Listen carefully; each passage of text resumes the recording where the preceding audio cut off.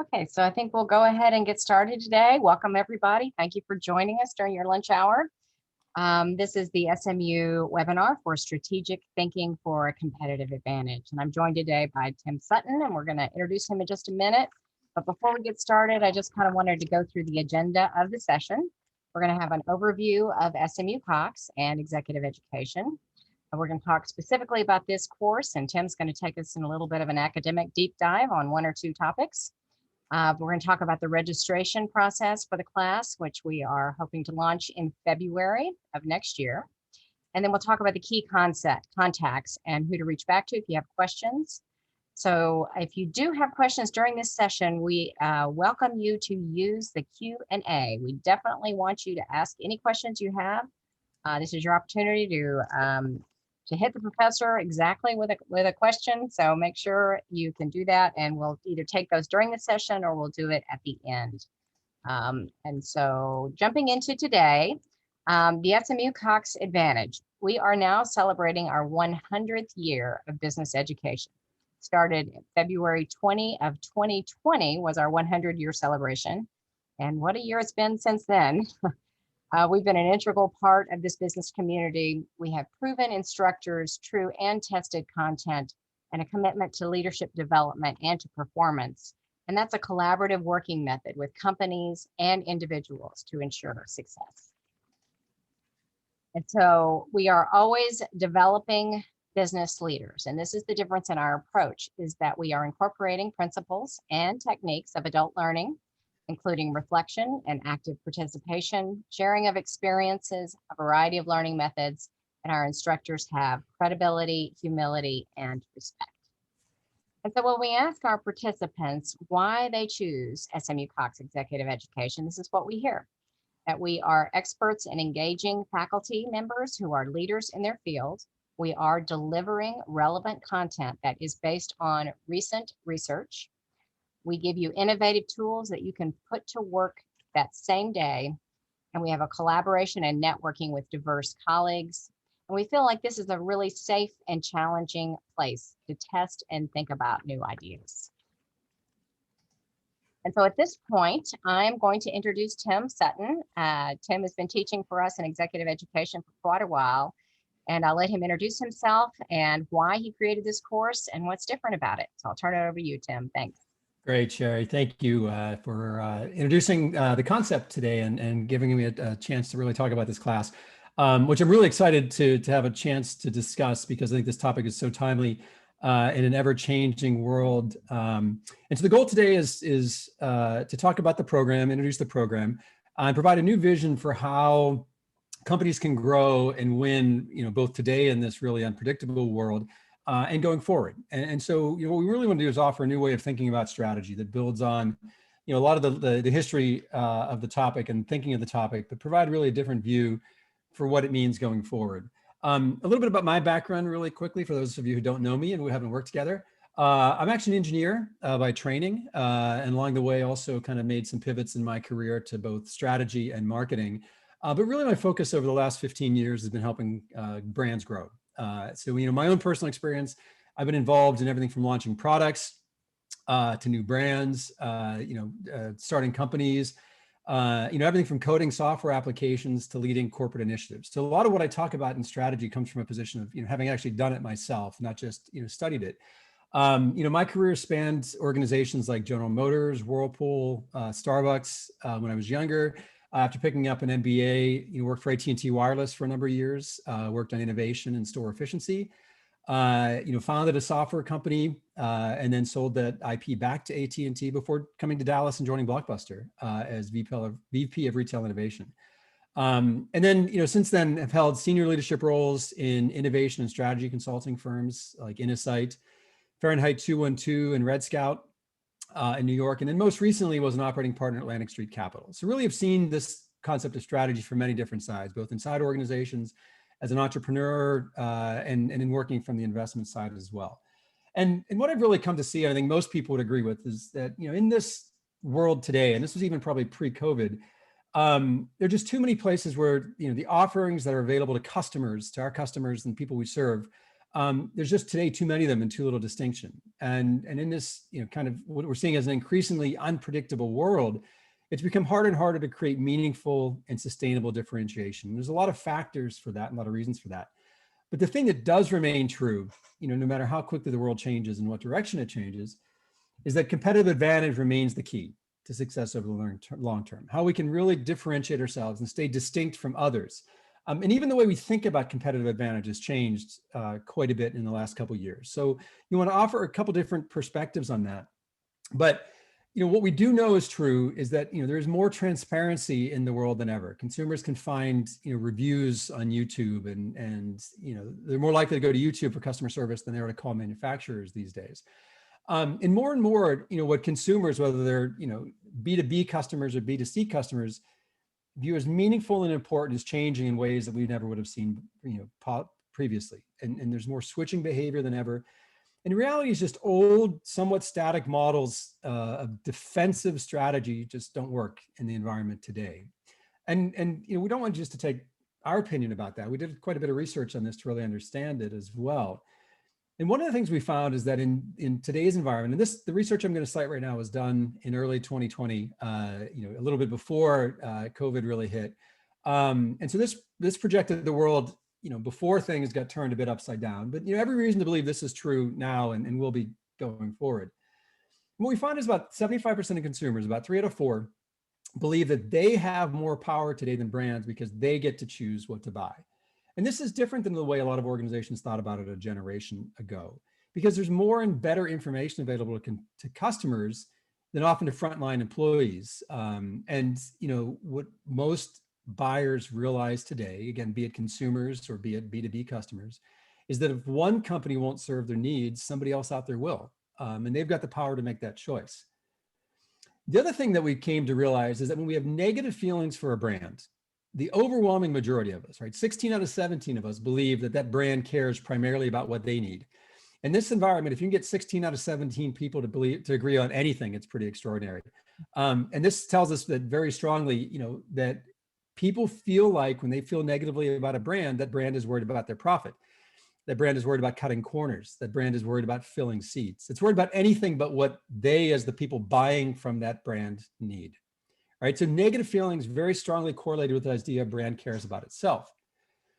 But when we have very positive feelings for a brand, that flips almost entirely, right? Almost 80% of us, or more than 3 in 4 of us, believe that brand cares primarily about what we need. And it could be that they're thinking about, our experience, our sense of value. But whatever it is, it's those little things that add up to that company or that brand appearing to get it and earning our loyalty rather than, buying our loyalty. And that's a staggering difference from the 90-some% that feel when a brand doesn't care about them, they feel negatively, to feeling positively when a brand does care about them. And here's where it even gets more interesting, that while we're almost completely indifferent about brands we buy from making a profit. You see, like in this question, the overwhelming majority of folks are in the middle, right? Over 70% of folks are in the middle that say, I'm really indifferent about whether a company I buy from makes a profit. What's really telling is the moment that flips around and we talk about a company that's very thoughtful. Does a company that's very thoughtful have the right to earn a profit? Almost 90% of us as buyers believe that they do.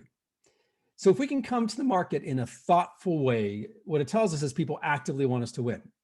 And so this starts to change the way we think about strategy and what we're trying to do. And it's not just about what we need and making sure what we need is showing up in our strategy, but understanding the people that we serve and what they need.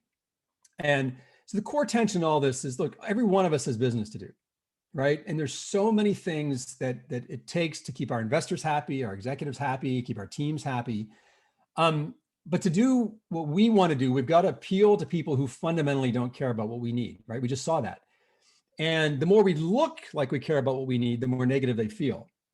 And so, resolving that tension is incredibly hard. And it leaves us in this constant state of reaction, or it can, right? And there's so many organizations that we talk to today and work with today that feel like they're playing this continuous game of whack-a-mole. They're jumping from one crisis to another, trying to stay just a little bit ahead of the competition. And that, the reality is in that environment, it's either hard or just impossible to make real progress when all you're doing is reacting.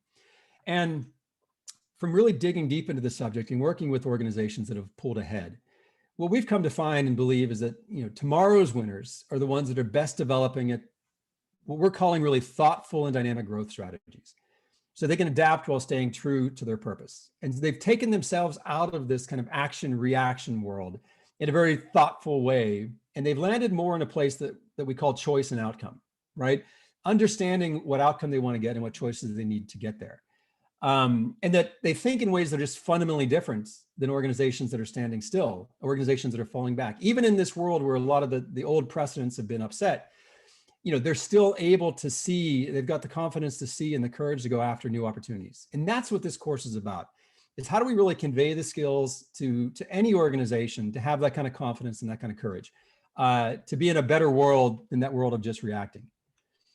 And what it's led us to is this insight that strategy, the way that they used to teach, and I'll even be, look, I own some of this, right? Strategy, the way I used to teach it, is not the strategy we need today. It's not about defensive tactics. It's not about scale. It's not about, relatively slow changing ideas of where we fit into the world. And, the need to think about strategy that changes at a speed that the market's changing in today. And the goal here is to free strategy from the boardroom, from the classroom, from the textbook, so that you can make it something that fundamentally improves your life and that changes your life. And so where I want to start is really 5 principles to reframe how we think about strategic thinking, and then come back to some principles to think about how we reframe competitive advantage. Typically we thought about strategic thinking as a weighty topic and, big frameworks, SWOT analysis, blue ocean strategy. But there are 5 principles that help us really think about this differently and form the foundation for this class. This first is that no matter what the circumstances are, it's critical to understand that we own our own outcome. And that, especially right now, the current situation may not be what any of us signed up for, but that we're alone responsible for whether we come out stronger or whether we fade away. And that's both a really, it's maybe sometimes scary thought, but also very, very empowering thought, that where we start or even where we are today does not determine how we succeed. It's our choices alone that determine whether or not we come out stronger or fade away. And the second one is that, there's so much interest, business for the last generation has really, for the most part, been about, how do we keep our investors happy? How do we keep the executive team happy? How do we keep a lot of internal stakeholders happy? But the reality is we can't win with any stakeholder if we don't win in the market, right? And that profit may be imperative, that, it may be a goal, but, whether we're in a B2B world, a B2C world, whatever market we're in, if we don't win with the people we serve, we don't have a lot of good choices. And whether we like it or not, what it tells us is that profit and prosperity is an outcome. And when we think about strategy and strategic thinking, we have to come at it from that perspective. The next one, and this is, I think, maybe a little bit controversial to some people, is this idea of how do we tackle busy? And, if I was to say to many of you, imagine for the next 2 days, the rest of this week, there's nothing on your calendar, no meetings, no interviews, nothing that shows up on your calendar. Probably a few of you would see it as a glorious thing, but most of us would probably worry. And what would people think? What would we think? Because far too many organizations and far too many people, busy's become this badge of importance. But busy's really not the objective. And what we're trying to convey here is busy's not a trophy either. And just like a lot of great business minds look at advertising as a tax on the uncreative, we look at busy as a symptom of outworking, not outthinking. And that strong strategic thinking, makes this sense of constant busyness both unnecessary and undesirable. Because the truth is, busy is the opposite of strategy. Busy is the opposite of strategic. And so the more we can manage busy and the more we can kind of keep it in place, the more we can really open up our thinking. The next is that choice is really the only strategy tool we have, right? People have talked about strategy for generation, all these different things we can do with strategy. But if you really boil it down, the only thing we really have control over in business is the choices we make. We don't have control over what other people choose, especially the people we serve, but that's what we're entirely dependent on for success. So anybody who's gotten anything great done in life, this is the only thing they had. Anything great done in business, the only thing they had was choice, and it's more than enough. But that is a fundamental change in how we think about and approach strategy. And so where it really gets us to is this current thinking on strategy and strategic thinking, that what it really is it boils down really to just thinking better together. It's that simple. And it allows us to approach strategy in a very different way. Because what we would argue what I would argue is your only sustainable competitive advantage is your ability as a team to think better together. You can't do anything at scale, anything great by yourself, right? And you have to be able to bring the people around you together and think in a way that elevates what your organization can do and lead you to a different place where you can collectively and actively think your way ahead, where you're working smarter instead of better. Because with rare exceptions, anything else you do today, somebody else can and will eventually replicate. So now let's take a step back and think about how do we reframe competitive advantage, right? And think about the second side of the equation. So when we think about competitive advantage, often we think about it as, being the cheapest, being the fastest, being the highest value. But, if we take a step back and building upon what we just said, what we know is to succeed in business, we need other people to freely choose us, right? We don't win in the marketplace because we choose to win. We win in the marketplace because people freely choose us, and they're increasingly empowered, and they're buying only on their self-interest, right? And they choose to buy us not because of what we want, but because of what we do. And so this creates this tension in strategy that so much of our attention goes into what we want, the outcome, but everything that we achieve is because of what we do. And the other is that the world doesn't wait, right? The critical thing here is that we have the right we don't have the right to expect anybody's business, but we have the right to earn anybody's business. And those are very different things, right? Earning means out competing. It means always staying ahead. It means letting go of this idea we can own a customer or expect their loyalty. And if we don't earn it smartly, somebody else will. And there's the quote by J.J. Watt for those football fans among us that I think is just absolutely spot on when it comes to thinking of competitive advantage. It's that success isn't owned, it's rented, right? And that the rent is due every day. So we can never kind of put our flag into success and declare ourselves to have competitive advantage, that the rules change every day and the bar moves every day. And this is one of the critical things in working with organizations and strategy. So many times I come into a team that wants to talk about strategy and they have this conversation about what we need to get them to do. Them might be a supplier, them might be a customer, them might be, their team. But anytime you start from a position of what they have to do, it really, really is hard to build a strategy that works. Because the reality is if suppliers aren't doing what we want, it's because we're not doing what they want, right? It returns that whole idea of getting the outcome we want back to the choices we're making, not the choices other people are making, because we can't build a strategy about what other people need to do. All we can do is build a strategy around what we can do based on what we understand the market to be.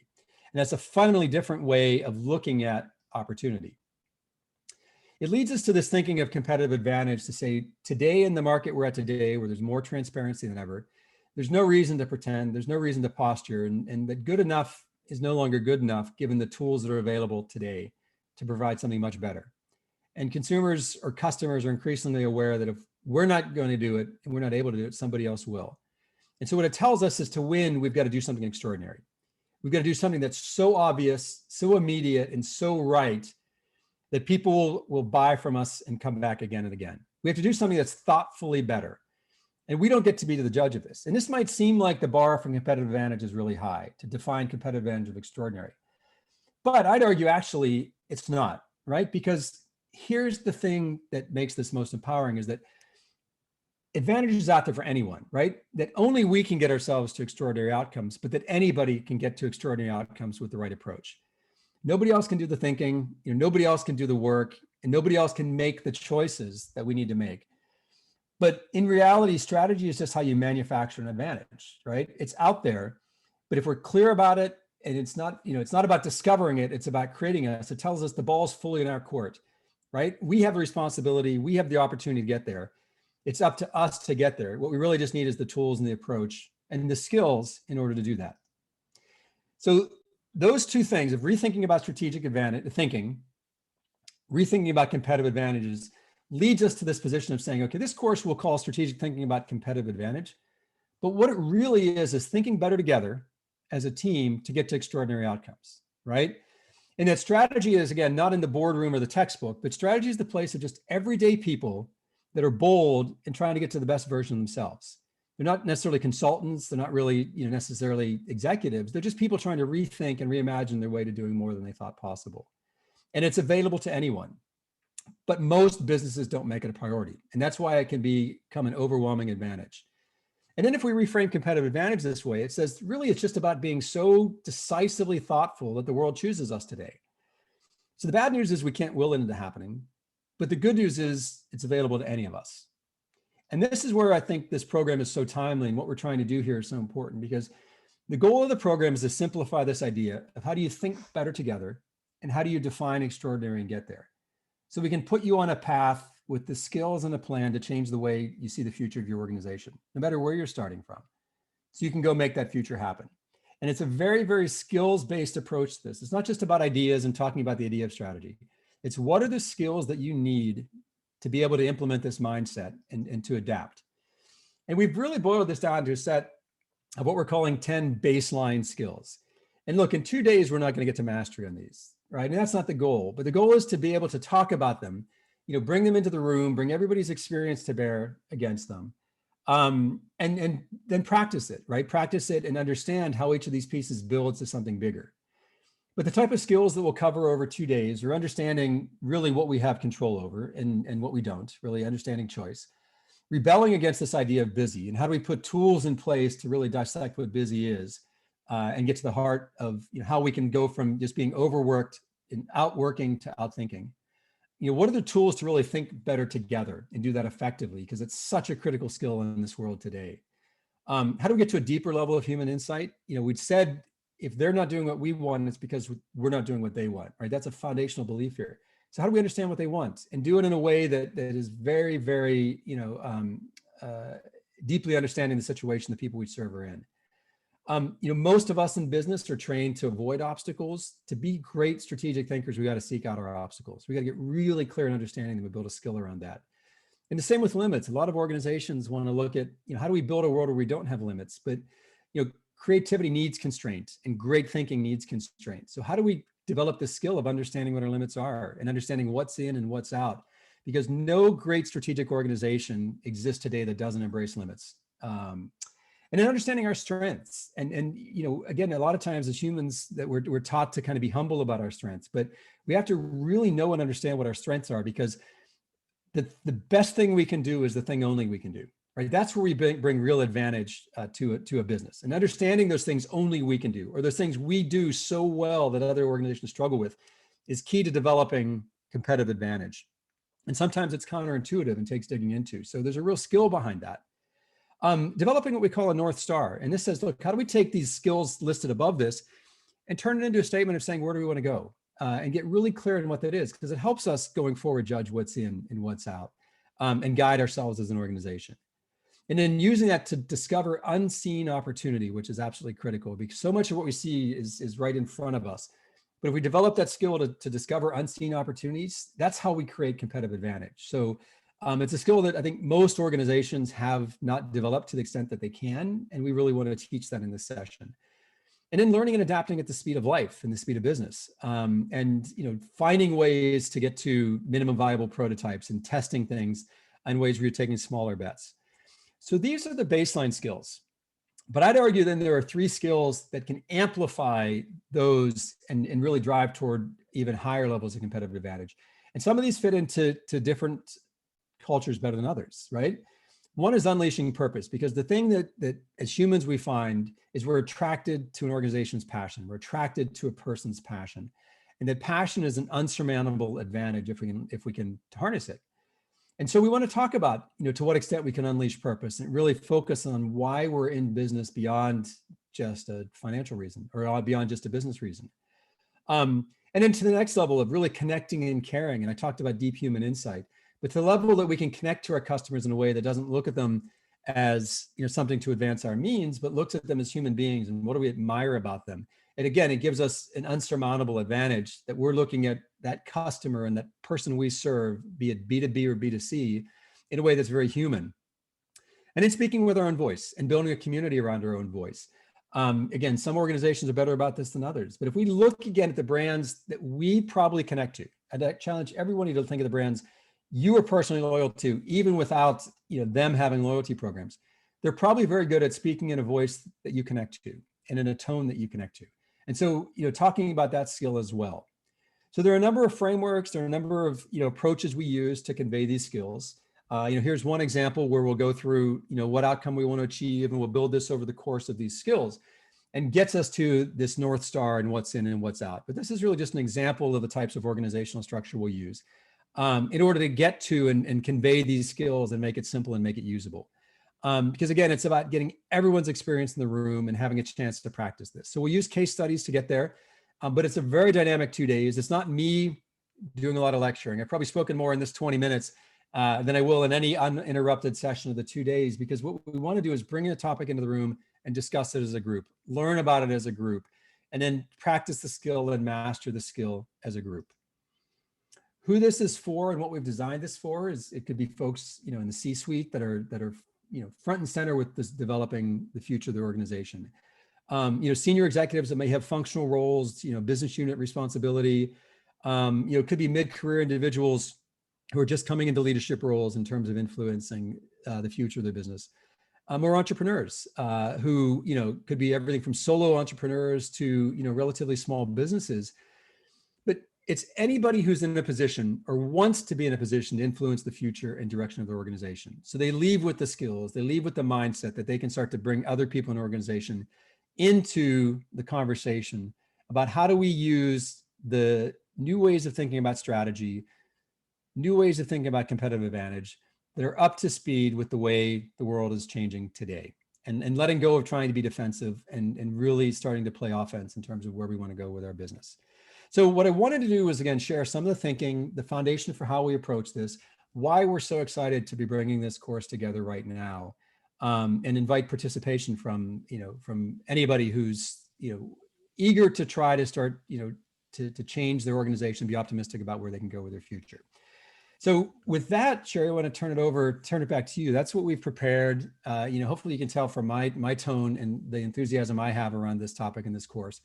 Because what I've seen in working with real organizations is if we can get organizations to pivot that mindset from what they need to what they can choose to better serve their customers, it unlocks a whole lot of opportunity and a whole lot of strategic choices. And we've seen this work in other forums.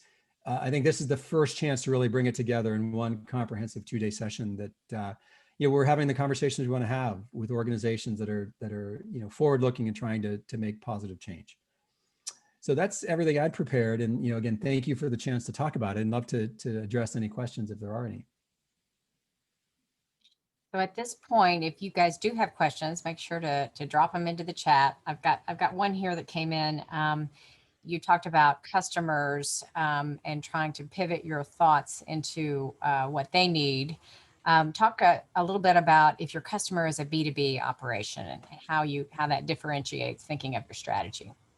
Sure. And I think, what it comes down to, I think, whether it's you're in a B2B business where you're selling to professional buyers or, organizations that may be procurement organizations or stakeholders, or whether you're selling to consumers, at the end of the day, we're all humans that are making purchase decisions, and understanding in a way that we can, deeply humanize that customer, understand, what is it that keeps them up at night? What are the things they're struggling with? What are the things, that if we just look at a day in the life of, on their side and really understand what they're going through when they're making the purchase decision, we have the same opportunity to, when we think about being thoughtful, we might think of it as what we need to do for consumers, but it's really not. It's saying, how do we better understand what that person buying from us needs, what that person buying from us struggles with? Now, the tools we use to gain insight might be different. If we're using an example where it's a B2C business, we may go out and observe customer purchase behavior, interview people on the street, and really try to understand consumers. If it's a B2B customer, it might mean picking up the phone and talking to them. It might mean having, to really pivot to listening and much more deeply understanding that maybe it's not just about price, maybe it's not just about performance, but they're also dealing with a large number of factors which are influencing their decision, that it's so important to us to understand and to come across as being more thoughtful about. And so, the tools we use to understand this in terms of, getting deep customer profiles and understanding what's going on in their world equally apply, whether we're selling in, to government, whether we're selling into, healthcare organizations, whether we're selling into, large contractors, entrepreneurs. But, at the end of the day, we may think we sell to organizations, but we sell to human beings. We sell to people. And so, the goal here is to really to get that skill of understanding what the people we sell to and the people we serve need better than anybody else, and allows us to be reactive to them. And too many brands spend a lot of time talking and not as much time listening. And this is the idea of how do we really develop that listening skill and extract from that, many things that are counterintuitive or may challenge the way we look at our business. And so, in my experience in working with some B2B organizations, they're often much more quick to come to conclusions about what their customers need. And there's opportunity to really dig a little bit deeper. So, the approach that we've developed isn't necessarily a B2C. It's not a consumer driven approach. It's very much an approach to the human side of business and understanding what people need. Great, thank you. One of the things I thought about you could talk a little more about is kind of the framework that you'll develop through the program, ways that they could take a structure back into their corporation and talk more about strategy there, either thinking about it from a cross-functional team or, a few individuals from the same company. Yeah, so Sherry, one of the things that we try to do, we've got a number of different frameworks we use. So we wouldn't be a strategy class if we didn't have a framework that simplifies the way we look at the world. And so, we've developed frameworks around this idea of choice and outcome to help people really understand. It's not about action and reaction. It's really about, let's look at the outcome we want to get to, what choices we want other people to make, and then back into that, what choices we need to make. And so what we've tried to do is develop kind of both the tools and the language that if one person from an organization comes and has this conversation with us, they can go back and start to disseminate some of that information to their colleagues. If a small team that's intact comes, again, they'll have some of the tools and the thinking to allow them to take that same type of that learning back to their organization. So, the goal is to provide the attendees and the participants in the class with the tools so they can go back and in very simple language and with very simple tools, share the learning, and so not everybody in the organization needs to go through the class to be able to share in the conversation and benefit from what we teach. And that's, I think if you're going to be successful in any type of class, we need to be able to do that. We need to be able to make the learning and the skills portable so that somebody can go back and not be kind of on an island, but can kind of be a luminary for these ideas and can kind of be an advocate inside the organization for the ideas. And say, look, here's a new way of thinking about this that can have real advantage. And if we look at the outcome we want, and then back into that, the choices we need to make, and it's choices in what we do, it's choices in how we look at ourselves and look at opportunity. I think it becomes a much more powerful tool. And so that's one of the things we've spent quite a bit of time developing and building, is that tool set, so that when someone is done with the course and they leave, they've got that ability to go back and make, and influence the organization. And we talk about, at the end, approaches to do that and how to do that. So the goal isn't, to train one person. It's to give somebody the tools they need to go back and influence their organization, not just with the skills they have, but how they can bring other people along as well. Great. So at this point, if anybody has any additional questions, please type them in. While that's happening, I just wanted to mention that we are targeting this course for February. I think it's a great time to start the new year and think about, your strategy differently as we start 2021. Happy to look 2020 in the rearview mirror, hopefully. And that if you do have questions about the program, I've got my contact information here, as well as Dr. Luigi Pecoraro. Both of us work to support these open enrollment type classes. And I don't know if I see any other questions at this point, but I thank all of you for taking time out of your lunch hour and sharing it with us to learn a little bit more about strategy and how we might be able to assist you with this. So at the conclusion of this, you will receive a copy of the recording today, as well as the slide deck. So we'll be reaching back to you all for attending today and send that out to you. So you'll have that going forward.